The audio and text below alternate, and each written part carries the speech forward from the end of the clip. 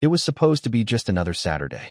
You know, the kind that starts slow and easy, the way weekends should. I had just finished mowing the lawn, came inside sweaty and dusty, and was halfway through peeling off my shirt when I noticed something on the floor near the washing machine.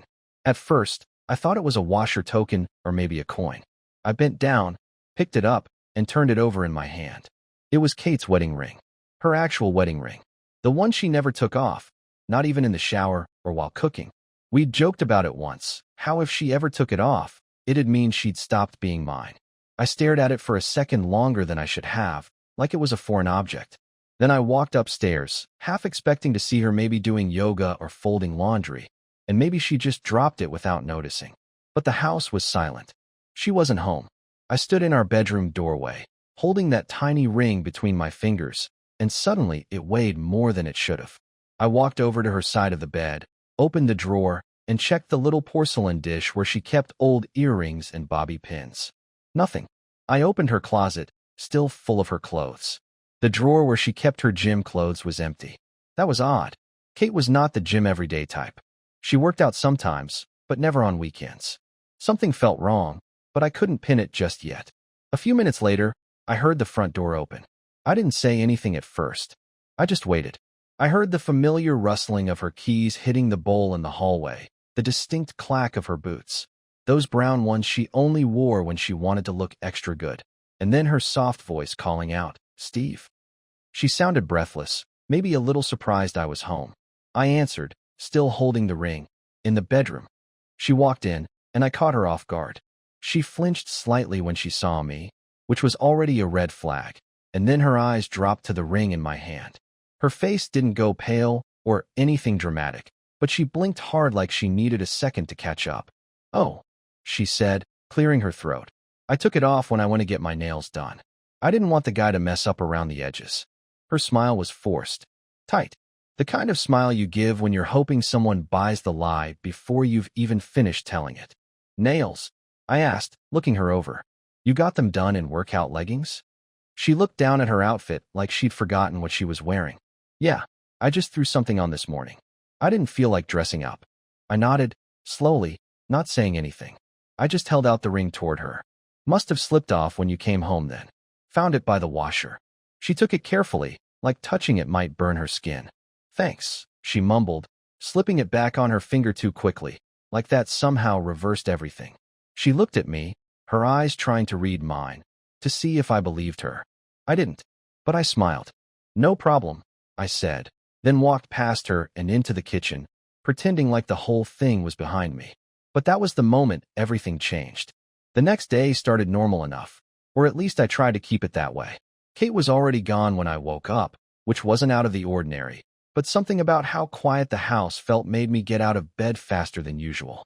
I went downstairs, made coffee, sat at the table, and stared out the window without drinking any of it. I couldn't stop thinking about that ring, how she looked when I handed it to her, how fast she put it back on. I wasn't looking for problems in my marriage. I never was that guy. But when your wife comes home on a Saturday morning in gym clothes with her ring off and her story has a hole in it the size of your entire living room, you stop giving the benefit of the doubt and start watching. She left her car keys in her purse this time, which she never did. Normally, she threw them into the ceramic bowl in the hallway. I waited until I heard the garage door close completely before I touched anything. I opened her purse carefully, like it might bite me, and pulled out the keys. Then I walked out into the garage, sat in the driver's seat of her car, and turned the ignition just enough to light up the screen. Her GPS history was still up. Last destination, 421, Oakview Lane. That wasn't a salon. That was a residential address. I copied it into my phone, turned off the car, and put everything back exactly how I found it. I went back inside, sat down again, and waited. I wasn't sure what I was waiting for, maybe just the courage to keep going. Later that night, we had dinner like usual. She made spaghetti, poured us both a glass of wine, and sat across from me like nothing was wrong. She asked how work was, and I answered with something vague. Then I asked her about the nail salon, if it was new or one of her usual places. She looked up, blinked twice, then said it was in the new plaza by the dog park. I nodded, not correcting her, not mentioning Oakview Lane. I didn't want to tip my hand yet. I needed to be sure. I needed to see it for myself. The next morning, Sunday, I told her I was going out to meet a friend from work for brunch. She didn't ask who, just said okay and reminded me to grab a jacket because it was supposed to rain later. I said thanks and left. But I didn't go to any brunch. I drove to 421 Oakview Lane. It was a townhouse, one of those newer ones with identical units lined up like a row of teeth. I parked a block away and walked. As I got closer, I felt something in my stomach turn, but I kept moving. There was no car in the driveway, but that didn't mean anything. I walked around the back, kept my head down, and saw it. Her gym bag, sitting by the back door like someone had come in and made themselves at home. I stood there for a long time. I didn't ring the bell. I didn't knock. I didn't want to get caught standing there like some idiot in a bad movie. I walked back to my car and sat with the engine off for nearly half an hour. I wasn't even trying to figure out what to do. I just couldn't move. Every part of me wanted to pretend I hadn't seen it, but I couldn't unsee it. That address, that bag, her lies. It was happening. This was real. That night, she came home like she always did, smiling, relaxed, like she had spent the day running errands. She said she stopped by Target, picked up a few things for the house. I watched her take her purse to the bedroom and unpack a bag with tissues, hand soap, and a pack of socks I didn't recognize. She asked what I did during the day, and I told her brunch ran long, and I ended up helping my friend move a couch. She laughed, told me I should have taken her with me because she needed to start working out again. I wanted to ask her how the weather was on Oakview Lane. I wanted to ask her who lived there, what they were doing with her gym bag, and how long she had been pretending to go to nail appointments while probably undressing in someone else's bedroom. But I didn't say any of that. I smiled, nodded, and told her I'd heat up the leftover spaghetti. That night, when she went to bed, I sat at the kitchen table and stared at her purse again. I had seen enough. I had proof, even if it wasn't a text or a picture. The addresses, the stories that didn't line up, the way she smiled too easily when I asked questions. Something was happening, and she wasn't going to tell me. So I decided I would find out without her help. I made a plan. It took me 3 more days to finally follow her. I didn't want to get it wrong. If I was going to confirm what I already knew in my gut, I needed to do it in a way that left no doubt. Wednesday felt like the right time. She always left the house at 4:30 on Wednesdays, claimed she had late meetings every week with some client who couldn't meet during office hours. I never asked questions before. This time, I made sure I was ready long before she picked up her keys. When she backed out of the driveway, I waited a full 2 minutes, grabbed my keys, and pulled out in the opposite direction before looping around. I kept a few cars between us. Luckily, traffic was light, and her driving habits were predictable. No sudden turns or detours, just the same calm, confident pace she used when she was in control. It didn't take long before she pulled into a familiar spot. Oakview Lane. The same townhouse. Same driveway. This time, a different car was already there. Black Honda, plates I didn't recognize. She parked behind it, stepped out quickly, and walked to the door without knocking. It opened before she even reached it. I stayed parked down the street, watching through the rearview mirror. They didn't waste time. I could barely see him, just his arm reaching to pull her in, and then the door shut. That was it. No doubt anymore. No more theories or benefit of the doubt. I sat there for 15 minutes, staring at the closed door, wondering what was happening inside and how long it had been going on. It didn't matter. The only thing that mattered was that it was real, and she had chosen to lie every single time she walked through our front door. When I got home, I didn't slam anything. I didn't scream. I didn't even pour a drink. I just sat down at the kitchen table and stared at my phone. I could have called someone. A friend. My brother. My cousin. But what would I say? I didn't want advice. I didn't want comfort. I wanted to think, and I didn't want anyone else's voice clouding what came next. The first thought that came to me was simple. I wasn't going to let her walk away from this clean. She had built this whole second life behind my back, came home every night like nothing happened, smiled, cooked dinner, kissed me goodnight, and went right back to him the next chance she got. If she had the nerve to do all that and think she was too smart to get caught, then she needed to see what it felt like to lose control. The next day, I left work early and went straight to my buddy Marcus's place. He's been through divorce hell and still walked around like he owned the world. He was the one guy I knew who wouldn't try to soften the blow. "Tell me what happened," he said the second I walked in. "I followed her," I replied. "Saw her walk into some guy's place. Didn't even knock. He opened the door like they were living together. He didn't say anything right away. He just poured us both a drink and waited.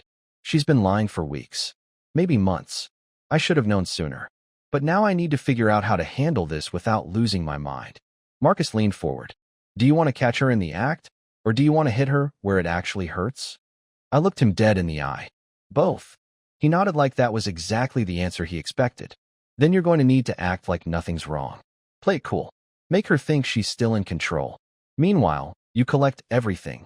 Dates, times, who the guy is, any proof you can get. When you've got it all, you drop the hammer. Not before. I didn't say anything for a while. I just thought about what that meant. Pretending. Smiling. Sleeping next to her knowing exactly where she was on Wednesdays. It sounded unbearable. But he was right. If I confronted her too early, she'd deny it. She'd spin it, maybe even blame me. I needed to be smarter. When I got home that night, she was already cooking. She looked up and smiled like she wasn't carrying someone else's sweat on her skin. You're home early, she said, stirring something in the pan. Yeah, figured I'd surprise you. I grabbed that bottle of red you like. She looked at me like I'd just said something sweet and thoughtful. That's nice of you. Everything okay? I nodded. Everything's great. And then I sat down, poured us both a glass, and asked her how her meeting went. She told me the same story as the week before. Client was late, project deadlines, she barely had time to eat. I nodded, smiled, asked questions like I cared. I even told her she deserved a weekend off. I suggested we take a drive somewhere, just the two of us. She agreed without hesitation. It was disgusting, watching her lie with that much ease. But I didn't break. I couldn't. Not yet. I waited exactly 1 week before I set the trap. Every day felt longer than the one before it. Waking up next to her, drinking the coffee she made, hearing her complain about work, smiling at me like I was a fool. It was exhausting. But I needed her comfortable. I needed her to think she was getting away with it. Because people who think they're untouchable get sloppy. And she did. The following Wednesday, I told her I'd be working late at the office and wouldn't be home until after 9. She didn't even blink. She kissed me like usual, told me to drive safe, and headed out at her normal time. I didn't go to work. I waited in my car, parked down the street from the townhouse, watching her turn into the driveway like she had every Wednesday. The black Honda was already there. He was waiting for her this time. I got out of my car, phone in hand, and walked up the side alley that ran behind the row of townhouses.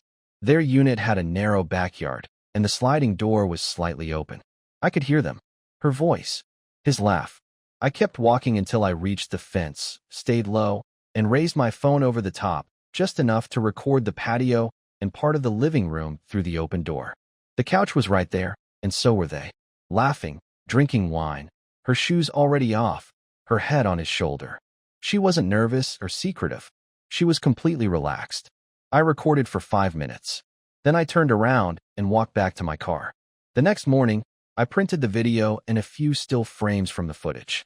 I placed them in an envelope, wrote her name on it, and put it on the kitchen counter. Then I waited.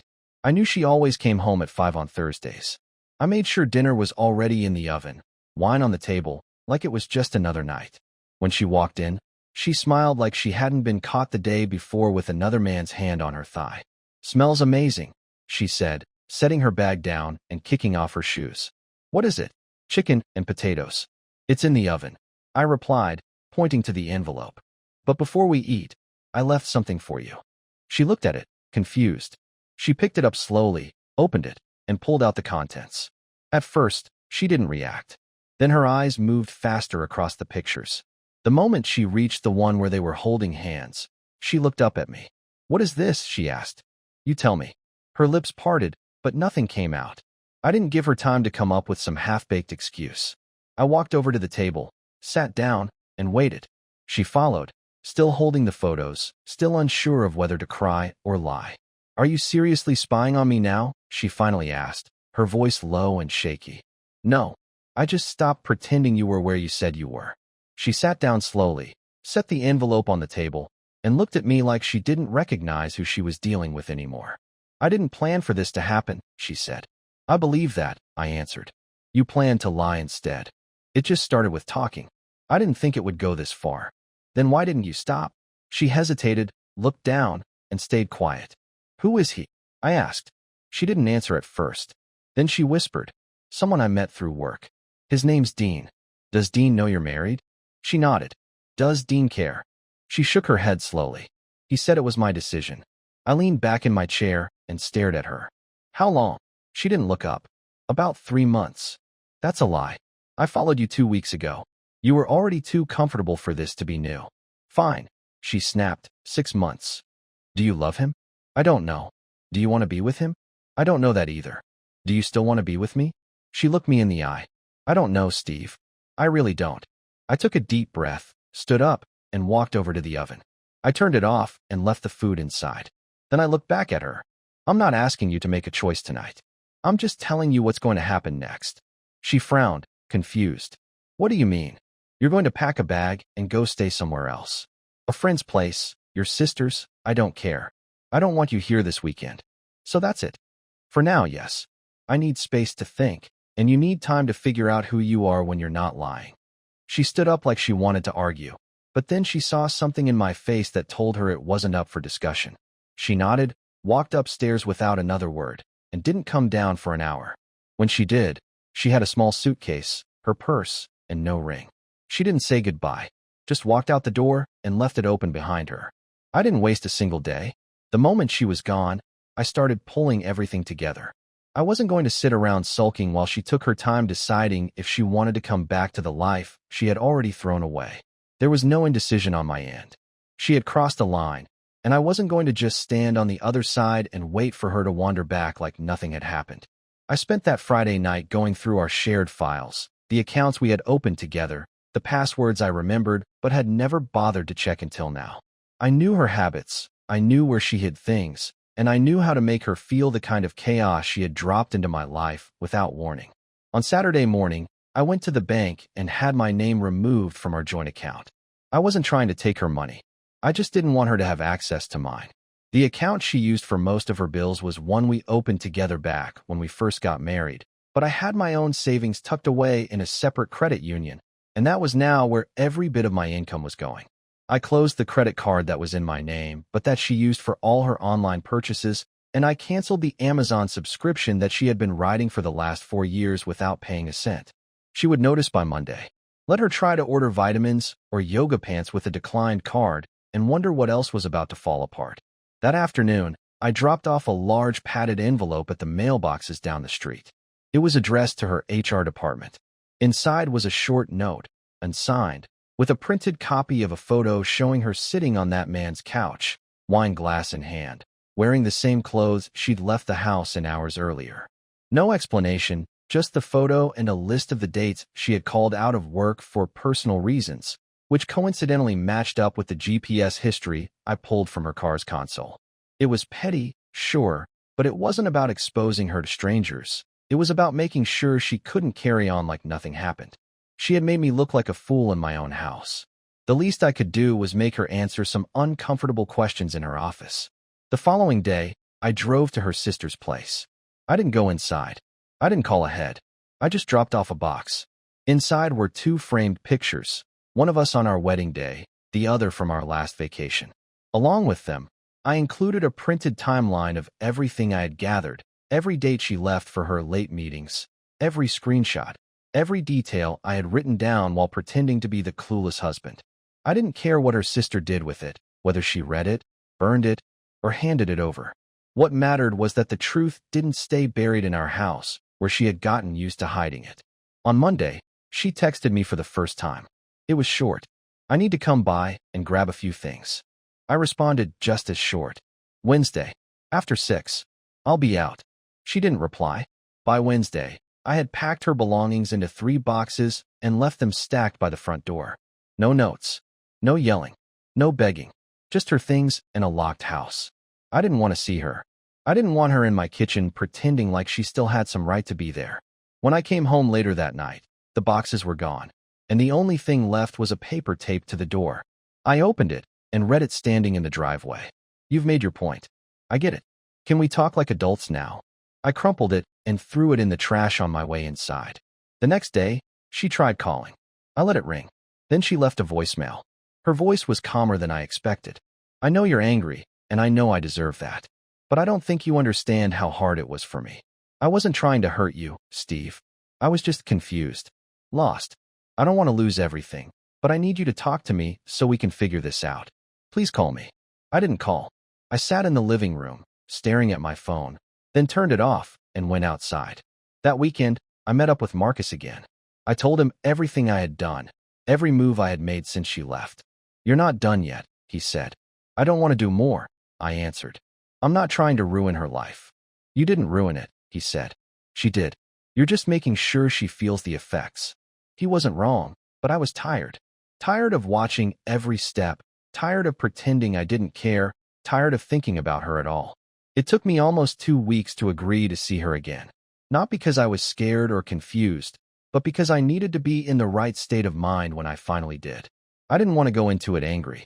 I didn't want to yell or throw anything or ask questions I already knew the answers to. I just wanted to talk to her like a man who had seen enough, accepted it, and was ready to move forward without the weight of someone else's lies holding him back. So I told her we could meet. I didn't invite her to the house. I picked a neutral spot, a coffee shop near the edge of town where we wouldn't run into anyone we knew. She said okay. She said thank you. She said she'd be there. She was already sitting down when I arrived. She looked nervous. Her hands were clasped together on the table, her nails picked clean of polish, the ring finger bare. I sat across from her and didn't say anything for a full minute. I just looked at her, not with hate, not with regret, but with the kind of distance you build when you stop caring about what someone thinks of you. She finally spoke first. I've been thinking about how we got here. I didn't respond. I let her keep talking. I know I don't deserve your time. And I know I broke something that we may never be able to fix. But I've been trying to understand what I was feeling back then, why I did what I did. I looked at her. Did you figure it out? She nodded, slowly. I think I was trying to feel something different. I felt stuck, not because of you, but because of me. I didn't like who I was becoming. And instead of facing it, I distracted myself with someone who made it easy to ignore. I took a sip of my coffee and stared at the table. You didn't just ignore it. You doubled down on it. You lied every week. You came home and slept next to me like everything was fine. I know, she said quietly. And I regret every part of it. Regret doesn't erase it, I said. You didn't come to me when you were struggling. You didn't talk to me when you were bored or restless. You went to someone else and let him be the escape instead of dealing with your own choices. I didn't expect it to go that far, she said. But once it started, I didn't know how to stop. I leaned forward. So now what? You want to fix it? You want to go back to how things were? She looked up, and for a moment, I thought she might lie again. But she didn't. I don't think we can go back, she said. I don't expect you to forgive me. I just wanted a chance to explain why I did it. Not to excuse it, just to own it. I sat back and looked around the cafe. No one was paying attention to us. No one knew this was the conversation that would end a marriage. I looked back at her. I'm not interested in staying married to someone who doesn't respect me, I said. You had your chances. You had time. You had options. You chose him. I'm not seeing him anymore, she said quickly. I ended it after that night. I haven't spoken to him since. That's not the point. The problem isn't that you picked the wrong guy. The problem is you didn't pick me. Not once. Not when it counted. She looked down again. I understand. I finished my coffee, set the cup down, and folded my hands on the table. I've already started the paperwork. The divorce is happening. There's no debate about that. She nodded, tears forming in her eyes, but she didn't let them fall. Okay.